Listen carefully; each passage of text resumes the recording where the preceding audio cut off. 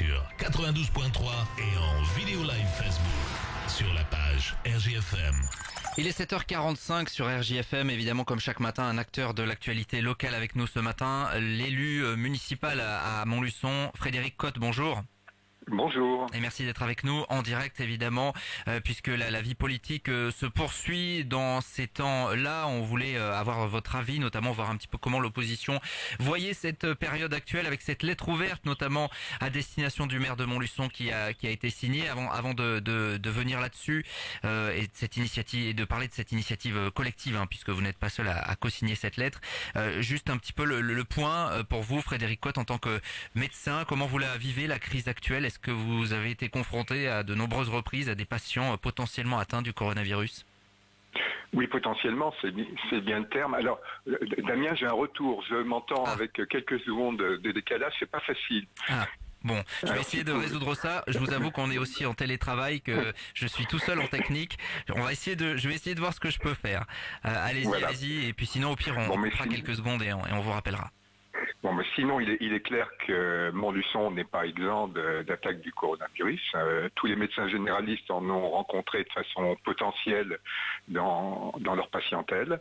Donc, moi, j'appelle tous nos concitoyens à respecter encore jusqu'aux dates prévues les gestes barrières et bien entendu le confinement.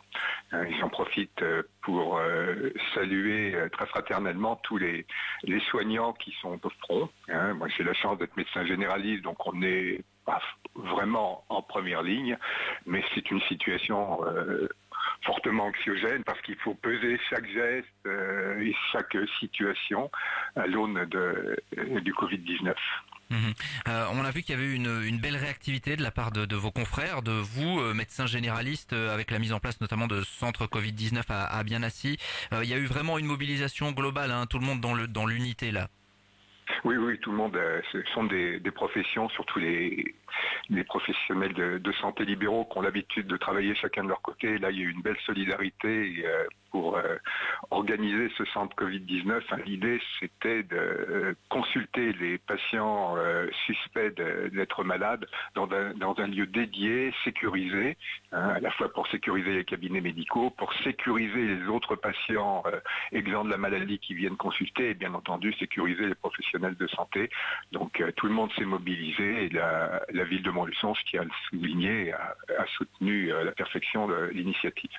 Le président de l'Ordre des médecins de l'Allier lançait un appel également il y a une quinzaine de jours à appeler finalement tout le monde, tous ceux qui souffrent de pathologies chroniques, à ne pas hésiter à aller dans les cabinets médicaux, à aller voir les médecins généralistes, à les appeler. J'imagine que c'est le sens également de l'appel que vous pouvez faire ce matin.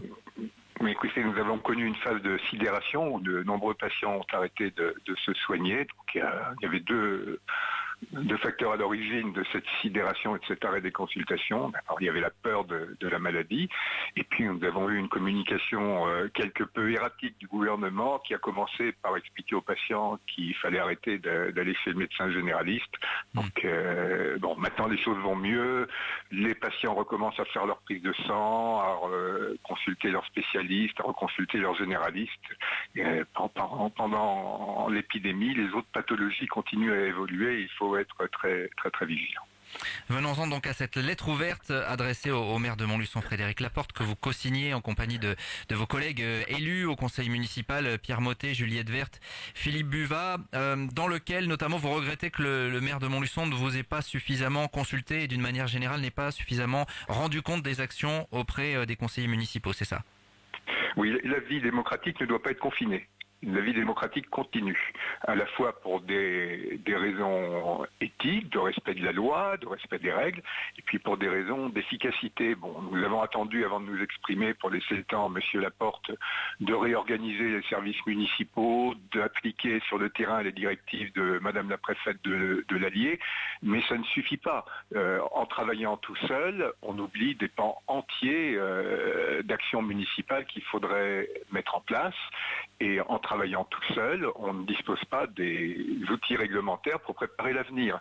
Un maire peut, par des arrêtés municipaux, mettre en place un certain nombre d'actions, agir sur les actions du personnel municipal, mais c'est tout. Pour débloquer des fonds, pour soutenir des associations, pour réorienter les budgets, il a besoin du conseil municipal, et s'il ne le fait pas, c'est porteur d'un affaiblissement de la collectivité, parce qu'un certain nombre d'actions ne pourront pas être mises en place. En gros, vous demandez aujourd'hui un fonctionnement plus démocratique, c'est ça ? Oui, alors déjà, si on avait pu travailler ensemble, on aurait pu enrichir la feuille de route municipale du début de la crise. Il faut savoir que nos associations caritatives démultiplient leurs actions, elles ont besoin d'argent. Il faut les solvabiliser en leur versant des subventions. Il faut savoir que des associations montluçonnaises qui emploient du personnel se trouvent en difficulté, même avec les dispositifs de chômage partiel pour assurer les fins de mois. Et, par exemple, le patronage laïque en est à organiser une cagnotte en ligne pour assurer sa survie dans les semaines qui viennent. C'est pas sérieux. Il faut que la municipalité verse une subvention d'équilibre au patronage laïque, comme à toutes les associations qui emploient du personnel pour compléter les dispositifs nationaux. Parce que c'est le deuxième pan de notre interpellation. Il faut préparer demain. Et demain se prépare aujourd'hui. Nous redoutons une hécatombe de perte d'emploi sur le territoire montluçonnais. Montluçon a déjà subi de plein fouet 2 crises industrielles avec beaucoup de destruction d'emplois. Il ne faudrait pas que cette crise sanitaire détruisent le tissu montluçonnais.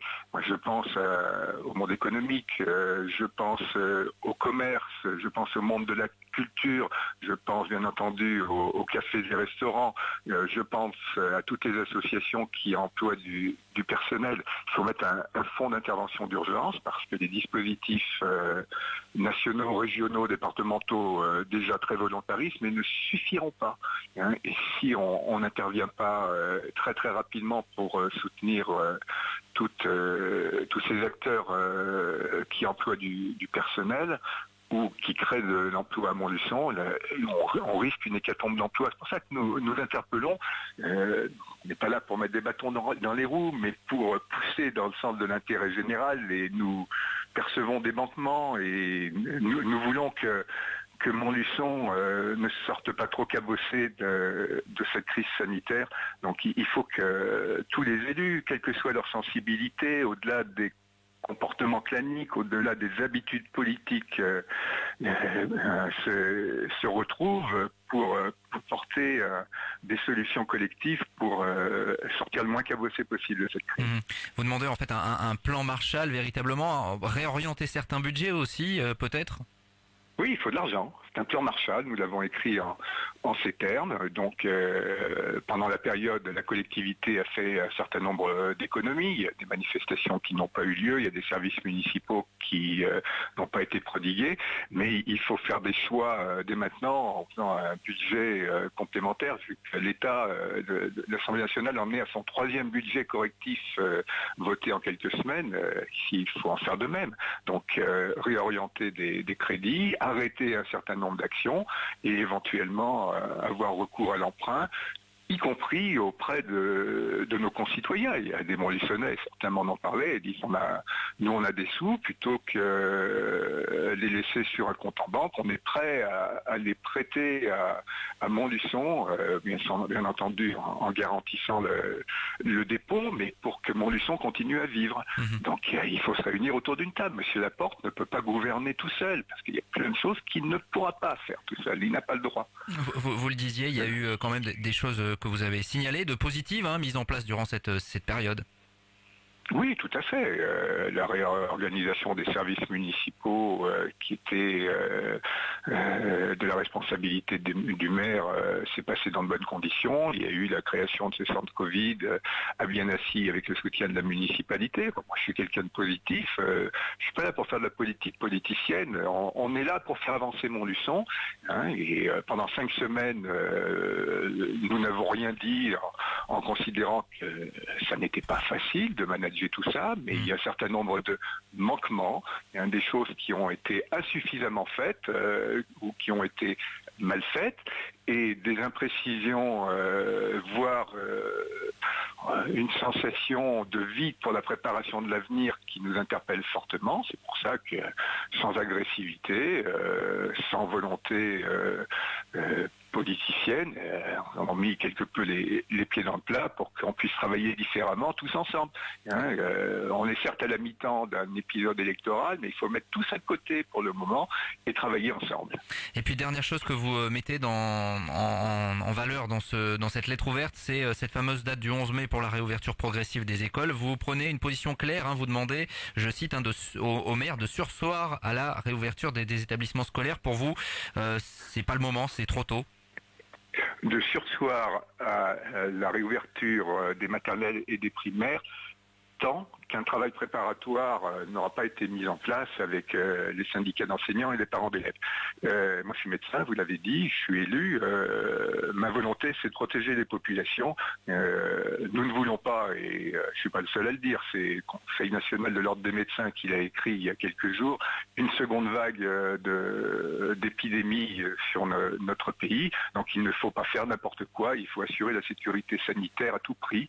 Et les conditions ne sont pas remplies pour qu'en particulier chez les petits, les maternelles, les primaires, voire même les 6e et les 5e, mais ça c'est le collège, c'est pas de la responsabilité de la mairie, les conditions ne sont pas réunies pour que la sécurité soit assurée. J'ai vu hier le ministre Blanquer nous annoncer qu'on allait commencer par les plus petits. Justement, c'est pour les plus petits qu'on n'a pas de masque et qu'on n'en aura pas à la date du 11 mai. J'ai longuement essayé de disséquer l'usine à gaz que le ministre Blanquer, avec tout le respect qu'on doit à la fonction ministérielle, est en train de proposer. Tout ça n'est pas sérieux. Donc il ne faut rien attendre des préconisations nationales, il faut se mettre autour d'une table localement pour mettre en place une solution locale pour la maternelle et pour les primaires avec tous les acteurs enseignants, tous les personnels et les parents d'élèves pour décliner ça de la manière la plus pragmatique, la plus intelligente et la plus adaptée au terrain possible. Et bien entendu en associant les élus de la commission des affaires scolaires qui ne demandent qu'à faire état de propositions. Frédéric Cotte, élu municipal à Montluçon, élu d'opposition de gauche. Merci d'avoir été avec nous ce matin. Merci Damien, bon courage à vous. Prenez soin de vous. Merci beaucoup. 7h58 quasiment sur RJFM. On va continuer le Good Morning Montlu. 7h45, l'invité du jour. En direct sur 92.3 et en Facebook Live vidéo sur la page RJFM.